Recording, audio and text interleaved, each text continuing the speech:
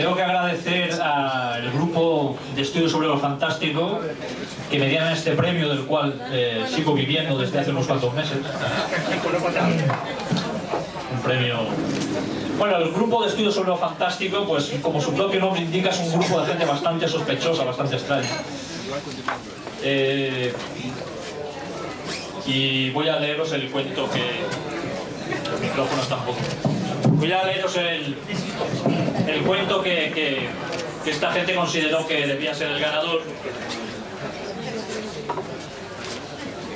Como decía David, el tema era que te proponían una fotografía de una casa ruinosa, una casa abandonada, de una casa vieja, de esas que todavía quedan en el panorama, en el paisaje urbano. Y bueno,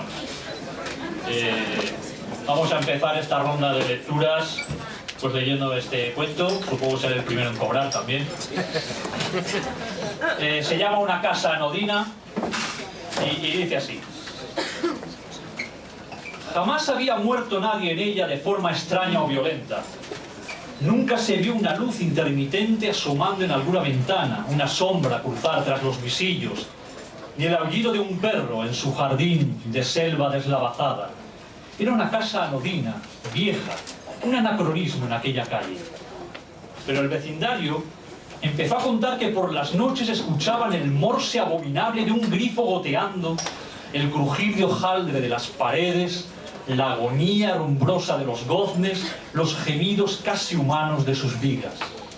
Una mañana, sin más, la casa había desaparecido. Ya no estaba, como si se la hubiera tragado la tierra o un ladrón la hubiese hurtado con la complicidad de las sombras. Quedaba solo un solar abrupto, casi un cráter por el que descender al averno. Fue solo entonces cuando los crujidos, los ruidos agónicos, los gemidos casi humanos y el maldito gotear del grifo aumentaron hasta límites insospechados, desquiciando lentamente a los vecinos, provocando suicidios inesperados, depresiones subterráneas e insomnios delirantes, una demencia colectiva que cada anochecer se filtraba por los cristales igual que una letanía decrépita, como una oración por todos nosotros. Cuento que publiqué en mi primer libro. Ya sabéis que generalmente los escritores solemos rechazar el primer libro y de hecho hay algunos que ya no publicaría. Pero hojeando estos días este libro, buscando el cuento que os voy a leer, me di cuenta de que tenía muchos elementos, ya tenía muchos elementos fantásticos. El motivo de que os lea este cuento hoy es el de que este año se celebra el centenario del nacimiento de Pere Calders. Para mí, probablemente el escritor de cuentos en lengua catalana más importante del siglo XX y sin duda el que más influencias ha ejercido no solo en los autores posteriores de cuentos en lengua catalana, sino también en lengua castellana, aunque muchos no lo citen especialmente como una referencia, ¿no? Como parece que institucionalmente ha pasado bastante desapercibido su centenario, y tratándose de una lectura de cuentos fantásticos, me ha parecido que estaría bien traer esta noche aquí la memoria de Pere Calders. El cuento pretendía ser una imitación de su estilo, de su ironía, de su humor blanco, casi cercano al absurdo, y se titula Descripción de la batalla y dice así: probaron de entrar en la batalla un buen número de veces, lo más humanamente posible, pero todos los intentos resultaron infructuosos. Y además estaban las balas, que pasaban como insectos zumbones sobre las cabezas. Por ver si había un pedacito de campo libre para poder adentrarse en el maremán bélico, el general dio orden de subir a un montículo desde donde se podría divisar todo el panorama como si de una película se tratara. Y así lo hicieron, lumbago mochilera puesta, resoplando por el esfuerzo. Pero apenas habían llegado a la cima, cuando observaron con sorpresa que esta ya estaba ocupada por otros soldados de nacionalidades entremezcladas que jugaban a las cartas animosamente mientras hacían un jolgorio de 1000 demonios. «Caray, chicos, sí que está animado esto», exclamó el general. Aquellos se hallaban en la misma situación que ellos, y como era imposible ir al campo de batalla sin recibir la condecoración de un tiro, y desde allí parecía que se las apañaban bastante bien solos, se agregaron a la juerga. Los que perdieron convidaron a una ronda en la taberna que había más allá del montículo, en una aldea neutral. Montaron así sobre las bicicletas de campaña, llevando al enemigo de paquete, y partieron hacia allá cantando canciones de amor oscuro. La primera ronda dio paso a muchas más, por Bélgica, por Holanda, por Italia, por Cuenca. Se lo pasaron tan bien que sintieron en el alma tenerse que despedir, pero lo hicieron sin sentimentalismos. Después de todo, volverían a verse las caras al día siguiente, allí, en el campo de batalla. Y también en los horrores interiores suelen anidar muchas veces la semilla de lo fantástico, ¿no? Estos son 3 posibles despertares. El primero está en este primer libro. No os voy a decir el título porque en realidad después de bastantes años me parece que el título no me gusta y además le pondría otro, así que llamémoslo X.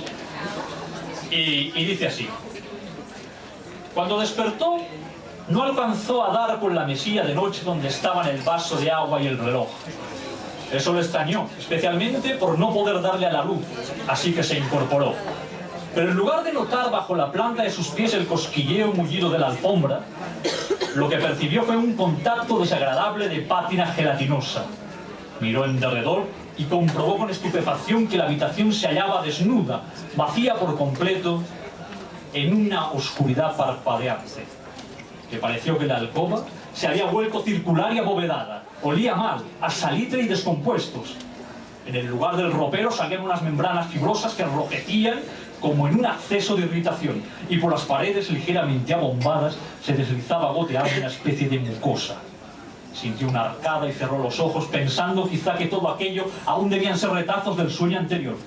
Se esforzó internamente por despertar, apretando los ojos todavía más con la esperanza de que al abrirlos la normalidad hubiera restituido en su lugar correspondiente todas las cosas del cuarto. Sin embargo, volvió a toparse con aquella caverna húmeda, pegajosa, de cierta carnosidad, por cuya superficie se abrían canales subterráneos que arrastraban un líquido espeso y extraño en mitad de aquella penumbra que envolvía ya los ecos de sus gritos de pánico. Fue solo entonces cuando alcanzó a comprender que la ballena le había engullido. Se llaman así, despertares. El despertar 1 empieza de una manera muy original, que no sé cómo no se le ocurrió a nadie antes, que dice así: al despertar, Gregorio Samsa una mañana, tras un sueño intranquilo, comprobó horrorizado que se había convertido en el escritor judío de Praga, Franz Kafka, y entonces, casi de un modo desolador, añoró su antigua condición de insecto monstruoso. Y el último imposible despertar dice: despertó y oyó a su marido roncar. Entonces supo que todo había sido un sueño. Muchas gracias. Pero con papeles. Sí, a ver, hola. Eso es muy oportuno. Bueno, buenas noches. Voy a leer un cuento, el único que tengo publicado. Lo he tenido fácil.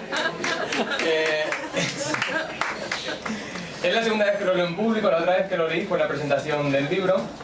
Lo grabaron en vídeo, lo colgaron en Facebook, y la madre de una amiga, que es actriz de doblaje, la madre, no la amiga, puso un comentario debajo: ¡qué gran cuento! Si hubiera estado bien leído, ¿no? O sea, lo digo a modo de advertencia,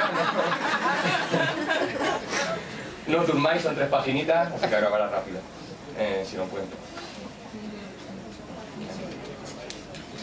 La familia y uno más. Nosotros lo ponemos 1 hora todos los días, cuando no estamos en casa, y en ese tiempo nos deja el piso completamente aspirado. Me dijo el compañero de trabajo que me lo recomendó, y yo convencí a Laura para que lo comprásemos como regalo por nuestro 20º aniversario de matrimonio. A primera vista parece una inmensa aspirina negra de unos 30 centímetros de diámetro y 15 de grosor. El modo de empleo es sencillísimo. Lo dejas enchufado al cargador y programado para que entre en funcionamiento a una determinada hora y se detenga a otra. Según mi amigo, los primeros modelos apenas tenían autonomía, por lo que cada día al llegar a casa tenías que volver a conectarlo a su fuente de energía. pero los avances tecnológicos han conseguido que los más recientes, equipados con baterías cuánticas de última generación, puedan pasarse hasta 3 semanas aspirando de forma ininterrumpida. Laura y yo al principio lo poníamos por las noches, cuando estábamos los dos en casa.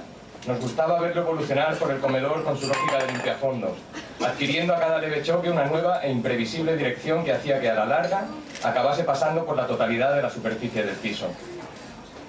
Un día en el que nos habíamos quedado dormidos en el sofá, acunados por sus rítmicos golpes y su continua inspiración, Laura se levantó para ir al baño. Al volver me despertó, asustadísima, aseguraba que Pedrito, así habíamos empezado a llamarle en la intimidad, la había atacado en el lavabo. ¿Qué te ha atacado?, repuse yo incrédulo, señalando a Pedrito, que en ese preciso instante hacía su parsimoniosa y pacífica entrada en el salón. Le dije, claro, que aquello no era posible, que Pedrito no tenía capacidad para elegir la dirección que tomaba, que eran los golpes quienes, al amparo de la lógica circular de su cuerpo, le enviaban en una u otra dirección y en tal o cual ángulo, que quizá la somnolencia le hubiese hecho ver algo que en realidad no había sucedido. Me costó, pero al final logré convencerla. Tuve que aceptar, eso sí, su propuesta de hacer como mi amigo y programar a Pedrito para que entrase en funcionamiento a una hora en la que no estuviésemos en casa. Supongo que ella hubiese preferido tirarlo a la basura, pero ni se atrevía a proponerlo porque en el fondo también le había cogido cariño a nuestro Pedrito. Esas cosas se notan. Yo, por mi parte, le echaba terriblemente de menos cada noche cuando nos sentábamos a ver la tele en silencio, y debo admitir que las noches en las que Laura se acostaba pronto y yo aún no tenía sueño, rara vez podía resistir la tentación y, tras una espera prudencial, cerraba la puerta que daba al pasillo, despertaba a Pedrito de su letargo y me sentaba a observar su plácido avance por el comedor, como un niño que recorre a gatas la alfombra ante la mirada de su padre. Otras noches era yo quien se iba a dormir antes y Laura la que se quedaba en el sofá. Y en alguna de esas ocasiones, en la duermevela que precede al sueño profundo, juraría haber escuchado los característicos golpes acolchados de su cuerpo contra las paredes. Por eso me sorprendió tanto que nos dejara, no ya porque fuese capaz de vivir sin mí, sino por el hecho de que fuese capaz de marcharse sin Pedrito. Lo cierto es que desapareció sin más. Una mañana se quedó en casa alegando que no se encontraba bien y cuando volví por la noche se había esfumado, sin llevarse nada, sin dejar una triste nota. Quizás haya jugado con un amante millonario, pensé, pero ni yo mismo me lo creí. Ya dará señales de vida, me dije, y encendí a Pedrito en modo continuo, prescindiendo de castradoras programaciones. Han pasado 2 semanas y aún no lo he desconectado. Laura tampoco ha dado las esperadas señales de vida. Nadie sabe nada de ella. Pedrito, por su parte, no parecía echarla de menos, y sin embargo hoy, al entrar a casa, le he sorprendido golpeando con insistencia la base de la estantería de los libros hasta hacer caer un volumen del estante superior. Cuando lo ha tenido en el suelo, ha empezado a succionarlo despacio, como una araña deshaciendo la coraza de un insecto con su saliva. Ha tardado en darse cuenta de mi presencia, pero en cuanto lo ha hecho, se ha precipitado hacia mí con una violencia que nunca lo hubiese imaginado. Por suerte, en un acto reflejo y 3 zancadas, he conseguido ganar el baño y echar el cerrojo. Lleva 3 horas golpeando sin parar, pero la puerta es resistente. Tengo agua potable. Si sobrevivo sin comer los 7 días que le quedan de batería, seguro que después de recargarlo consigo convencerle de que no es culpa mía que Laura nos haya abandonado.